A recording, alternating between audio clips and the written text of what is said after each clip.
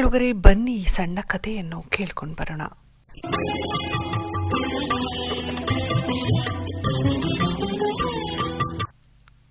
ಜೀವನದ plus point ನಾನು ಖುಷಿಯಾಗಿದ್ದೇನೆ ಅಂದುಕೊಳ್ಳೋದು. ಒಂದು ದಿನ ಸೃಷ್ಟಿಕರ್ತ ಬ್ರಹ್ಮನ ಬಳಿ ಬಂದು, ದೇವತೆಗಳು, ಬ್ರಹ್ಮದೇವ, ಮಾನವರ ಬಳಿ ಏನೆಲ್ಲ ಇದ್ದರೂ, ಇಷ್ಟೆಲ್ಲ ಇದ್ದರೂ, ಏನೋ ಕೊರತೆ, ಏನೋ ಚಿಂತೆ ಎಲ್ಲ ಇದ್ದರೂ ಏನು ಇಲ್ಲದವರಂತೆ ನಮಗಿನ್ನೂ ನಿಜವಾದ ಸಂತೋಷ ಸಿಕ್ಕಿಲ್ಲವೆಂಬಂತೆ ಅದರ ಹುಡುಕಾಟದಲ್ಲಿಯೇ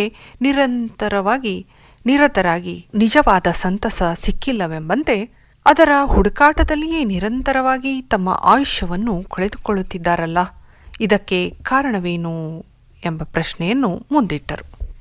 ಮಾನವರು ಸುಲಭವಾಗಿ ಸಂತೋಷವನ್ನು ಪಡೆಯುವ ಮಹತ್ವವನ್ನಾಗಲಿ ಅದರ ಇರುವಿಕೆಗಳನ್ನಾಗಲಿ ಅರ್ಥ ಮಾಡಿಕೊಂಡಿಲ್ಲ.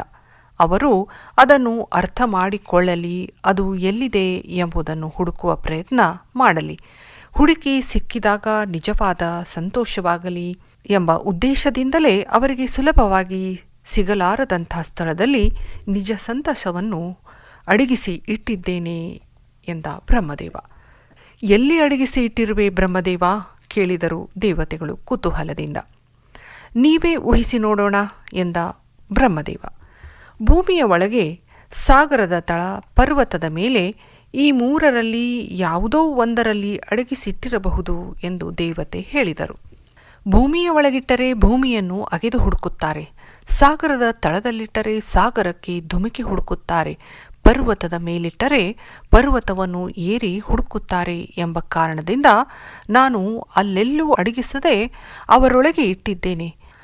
ಸಂತಸ ಎಂಬುದು ಮನಸ್ಥಿತಿ. ಅದು ಹೊರಗಿನ ಭೌತಿಕ ಪ್ರಪಂಚಕ್ಕಿಂತ ನಮ್ಮೊಳಗಿನ ಭಾವ ಪ್ರಪಂಚಕ್ಕೆ ಸಂಬಂಧಿಸಿದ್ದು. ಹಣ, ಅಧಿಕಾರ, ಅಂತಸ್ತು, ಉದ್ಯೋಗ, ಯಶಸ್ಸು, ಕೀರ್ತಿ, ಸಂಪತ್ತು ಮುಂತಾದವುಗಳಿಗಿಂತ ಅಳೆಯಲಾಗದ್ದು. ನಮ್ಮೊಂದಿಗೆ ಪ್ರಾರಂಭವಾಗಿ ನಮ್ಮೊಂದಿಗೆ ಮುಕ್ತಿಯಾಗುವಂಥದ್ದು. ನಾವೇ ಆಯ್ಕೆ ಮಾಡಿಕೊಳ್ಳುವ ಆಯ್ಕೆಯದು. ಅದರ ಹಾಗೆ ನಾವಿಲ್ಲವಲ್ಲ ಎಂದು ಕೊರಗದೆ, ಇರುವವರ ಬಗ್ಗೆ ಅಸೂಯೆ ಪಡದೆ ಬಂದಿದ್ದನ್ನು ಸ್ವೀಕರಿಸುವುದು, ಇರುವ ಸಣ್ಣ ಪುಟ್ಟ ಸಂಗತಿಗಳಲ್ಲಿಯೇ ಸಂತೋಷ ಹೊಂದುವುದು ಒಂದು ಸಾಧನೆಯೇ. ಶಿಸ್ತು, ಸಂಯಮ, ಸಕಾರಾತ್ಮಕ ಆಲೋಚನೆ, ದಯೆ, ಅನುಕಂಪ, ಪರೋಪಕಾರ, ಮಂದಹಾಸ ಮುಂತಾದ ಗುಣಾತಿಶಯಗಳನ್ನು, ಸಂತೋಷವನ್ನು ಹೆಚ್ಚಿಸುವ ನಿಜವಾದ ಸಂಪತ್ತಗಳೇ ಹೊರತು ಕಾರು, ಬಂಗಲೆ, ಕೋಟಿ ರೂಪಾಯಿಗಳಲ್ಲ. ಕೋಟಿಗಟ್ಟಲೆ ರೂಪಾಯಿಗಳಿದ್ದವರೆಲ್ಲ ಸುಖಿಗಳಲ್ಲ. ಏಕೆಂದರೆ ಸಂತೋಷ ಶ್ರೀಮಂತಿಕೆಯಲ್ಲಿಲ್ಲ. ಅದಿರುವುದು ಪರಿಶುದ್ಧ ಮನಸ್ಸಿನಲ್ಲಿ, ಹೃದಯದಲ್ಲಿ, ಅಲ್ಲಿ ಹುಟ್ಟಿಕೊಳ್ಳುವ, ಪೋಷಿಸುವ ಭಾವನೆಗಳಲ್ಲಿ. ಅಲ್ಲಿ ಸಂತೋಷವನ್ನು ಕಂಡುಕೊಂಡವರಿಗೆ ಕೊರತೆಗಳು ಕಾಡದೆ, ಏನಿಲ್ಲದಿದ್ದರೂ ಎಲ್ಲ ಇದ್ದವರಂತೆ ಸಮಸ್ಯೆಗಳ ನಡುವೆಯೂ ಸದಾ ಖುಷಿಯಾಗಿಯೇ ಇರ್ತಾರೆ. ಇದಕ್ಕೆ ತದ್ವಿರುದ್ಧವಾಗಿರುವವರು ಎಲ್ಲ ಇದ್ದರೂ ಏನೂ ಇಲ್ಲದಂತೆ ಕೊರಗುತ್ತಲೇ ಇರುತ್ತಾರೆ.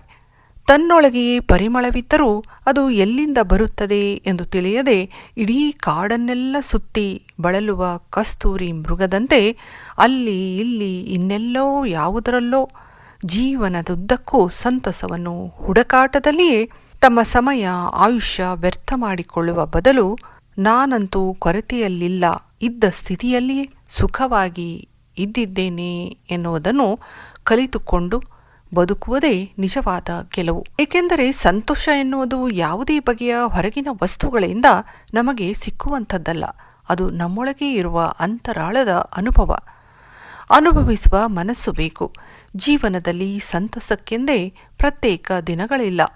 ಖುಷಿಯಿಂದ ಬದುಕಬೇಕೆನ್ನುವುದು ಬದುಕಿನ ಮೂಲಮಂತ್ರವಾಗಿದ್ದರೆ ಪ್ರತಿದಿನವೂ ನಾವು ಖುಷಿಯಾಗಿರಬಹುದು, ಬೇರೆಯವರಿಗೂ ಖುಷಿಯನ್ನು ಹಂಚಬಹುದು. ಯಾರು ತಾವು ಖುಷಿಯಾಗಿರುತ್ತಾರೋ ಅವರು ಮಾತ್ರ ಮತ್ತೊಬ್ಬರನ್ನು ಖುಷಿಯಾಗಿ ಇಡಬಲ್ಲರು. ಎಲ್ಲವೂ ನಾವಂದುಕೊಂಡಂತೆ ಇರಲಾರದು. ಎಲ್ಲವೂ ನಮ್ಮ ಮನಸ್ಸಿನ ಭಾವನೆಯ ಮೇಲೆ ನಿರ್ಧರಿಸುವುದು ಅಂತ ಹೇಳಿದನು ಬ್ರಹ್ಮದೇವ. ನಿಜವಾದ ಸಂತಸ ಹೊರಗಿಲ್ಲ, ನಮ್ಮೊಳಗೇ ಇದೆ. ಅವರೊಳಗೆ ಹುದುಗಿಸಿ ಇಟ್ಟಿದ್ದೇನೆ. ಹುಡುಕಿ ತಮ್ಮದಾಗಿಸಿಕೊಳ್ಳಬೇಕು ಎಂಬುದು ಅವರು ಅರಿತುಕೊಳ್ಳಲಿ ಎಂಬುದೇ ಇದರ ಉದ್ದೇಶ ಎಂದ ಬ್ರಹ್ಮದೇವ. ಬ್ರಹ್ಮದೇವನ ಜಾಣ್ಮೆಗೆ ತಲೆದೂಗಿ ಅಲ್ಲಿಂದ ಅದೃಶ್ಯರಾದರು ದೇವತೆಗಳು.